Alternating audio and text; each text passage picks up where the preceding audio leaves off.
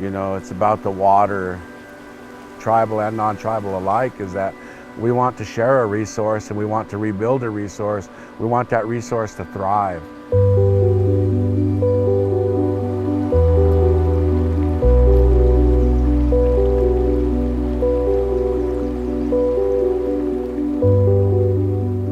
Cradled between the Snake and Clearwater rivers in northern Idaho lies a multicultural community and cherished ecology.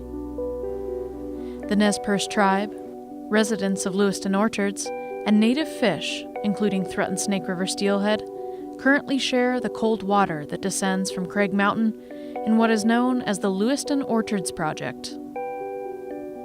A complex series of dams, pipes, and canals are used to collect and store water on Craig Mountain. The water is directed through U.S. and Nez Perce tribal territory to Sweetwater Diversion Dam, then diverted at strategic periods into the 11-mile Sweetwater Canal, which supplies the water to fill Reservoir A, or Man Lake as it is known locally. Finally, it gets piped into the Lewiston Orchards Irrigation District for use by the patrons of this community in South Lewiston. This watershed is overtaxed. There isn't always enough water to meet the needs of people and fish. We needed to find a long-term solution. With the leadership of Lewiston resident Jerry Clem, the Nez Perce tribe, local community, and federal partners have developed a collaborative approach and comprehensive solution known as the Lewiston Orchards Water Exchange and Title Transfer Project to solve the local water problems. The idea of the project really is intended to meet three primary goals. It's to provide a constant, more stable source of water for the Lewiston Orchards Irrigation District.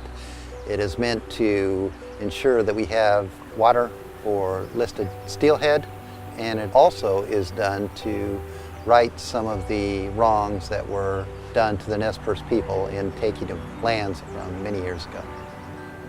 To meet these goals, a series of deep groundwater wells are being drilled to provide a new source of water for the irrigation district, allowing for the cold, clean flows from Craig Mountain to remain in stream for ESA-listed steelhead and resident fish.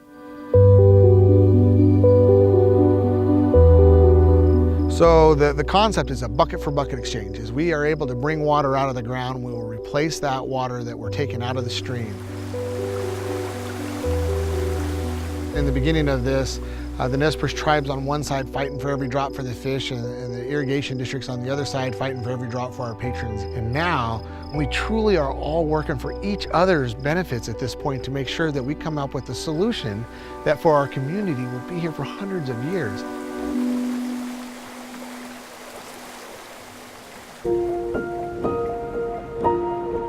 In the early 1900s, living the American dream, people were wanting to claim riches of this vast land. The farmers, they were trying to kind of figure out what they really wanted to grow here. And of course, now we do dryland farming, and in the background you can see the wheat that's growing around us and doesn't require irrigated croplands. But they kicked around the idea of growing lettuce, which is a water-intensive crop. That never panned out. But they come to find out that this climate and with the water available, that we could really grow fruit. They wanted to turn the Lewiston Orchards into this great produce-producing area.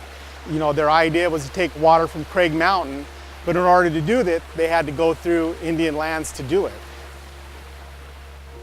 Within this watershed lies a unique feature: Sweetwater Springs. The cold, clean, and reliable source of water is important to the Nez Perce people and to ESA-threatened steelhead. Lake Waha, which is a portion of our system, and captures water off of Craig Mountain. There's no natural surface outlet. The water percolates down through an old ancient landslide. So it takes 3 months for the water to go from the bottom of the lake into Sweetwater Springs. It comes out of Sweetwater Springs at a constant 50 degrees all year long, or June, July, August, when the fish need it the most. So this large source of constant cool water made Sweetwater Creek a very important place, not only for Nez Perce, but other tribes used to travel here to enjoy the waters provided in Sweetwater.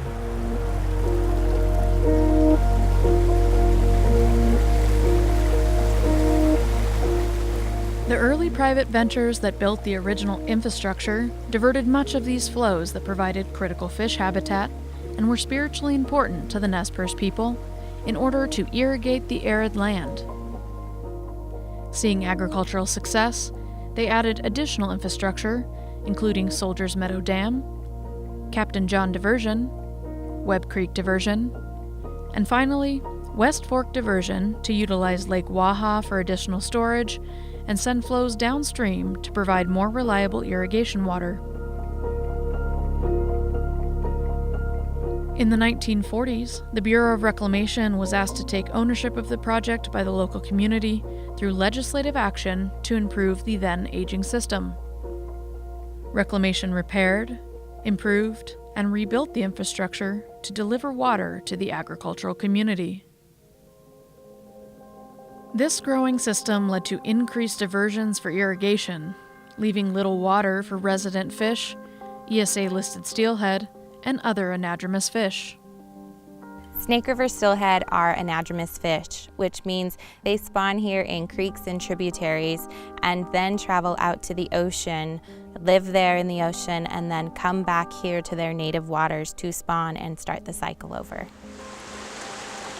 Haye is our native name for steelhead. The Haye, the steelhead, Natzolch, the salmon, the Spitkacho, the trout. You know, those have played such a major role in our lives, in our culture throughout time, that they're a piece of us. Looking back as a child, I swam right here in this swimming hole. One day we'd be swimming in the water, the next day it would be like, where's all our water at, you know? And at that time they'd be diverting the water. I've lived here my whole life. My parents have lived here, my grandparents. My grandmother said that there were tribes from all over the area that would come to visit Sweetwater Creek because it had a special power to it. My great aunt, Mary Painter, she talked about they could use a gunny sack to go and just dip steelhead out of Webb Creek, fishing all the time. That doesn't happen anymore because the population is so depressed. If we lose these species, we lose that part of our culture, pretty quick, the culture will be gone. Over time, water use within Lewiston Orchards has changed. The growing trend of urbanization has held true for this northern Idaho community. As time goes on, agriculture changed and we quit growing orchards and we got less and less orchards, and now we grow houses and we grow people.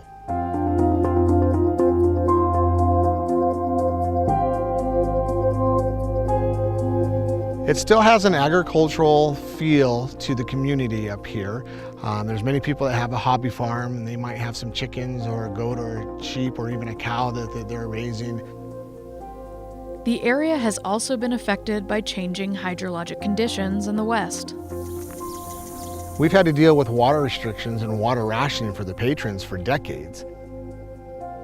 Fire protection system for the Lewiston Orchards is based off of that irrigation water as well. So you can't run out of water, you can't turn the dam off.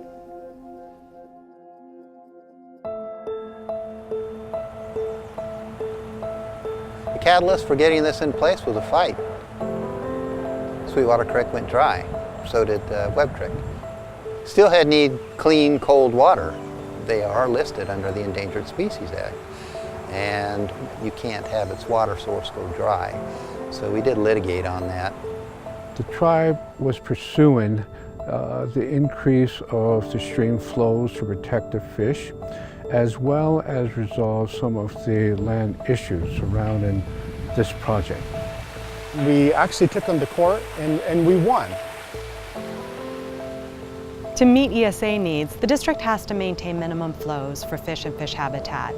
With already limited supply and patrons regularly facing water restrictions, this really isn't a long-term viable operation for the project. They were facing some pretty troubling future. Change was a-coming.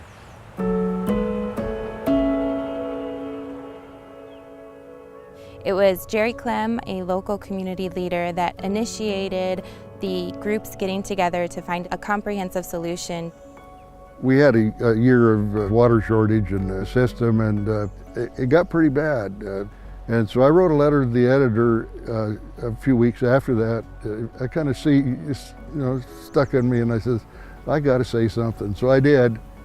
This community leader wrote a letter to the editor, criticizing the lack of a long-term solution to meet the needs of fish and people alike.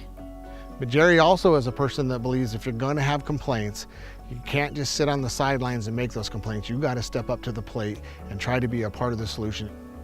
Jerry set out to bring people together to solve the region's water supply problems. His long-standing experience and reputation in the community allowed him to approach different parties to talk about replacing conflict with collaboration.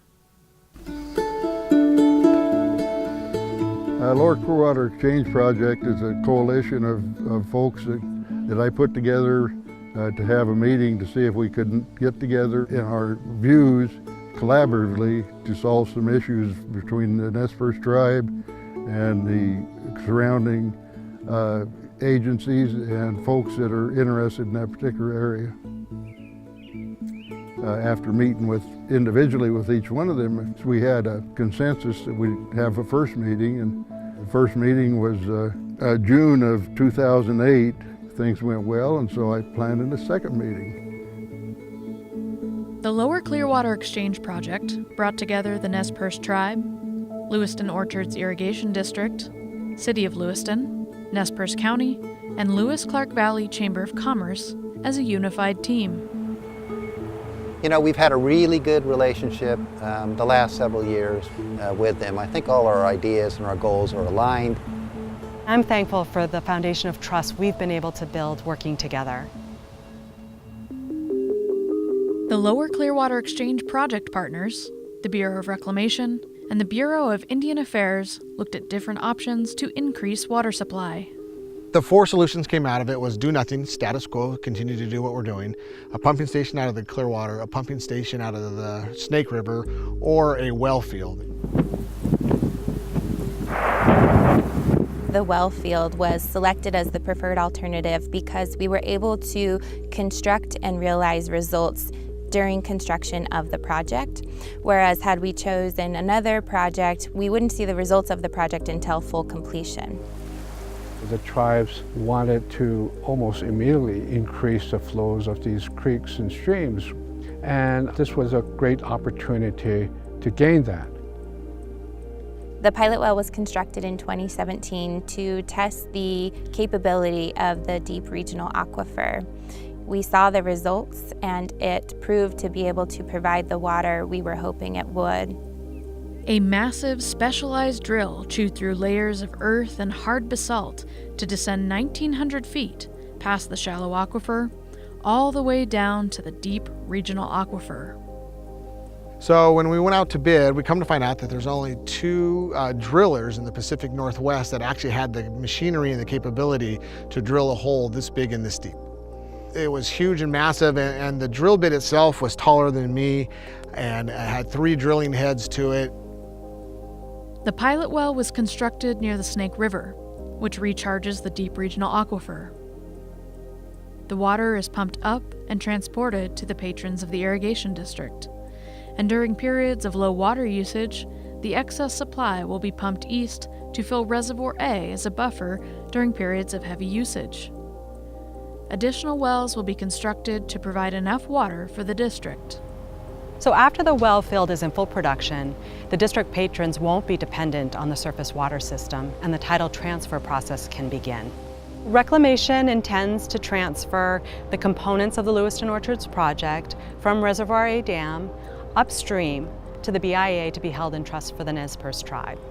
The Bureau of Indian Affairs is right now observing the process to carry out the responsibilities to protect and conserve trust assets of the Nez Perce tribe. In the process of acquiring some rights in the reservoirs and lakes, the tribes, they're also cooperating with the irrigation district to use Mans Lake for storage.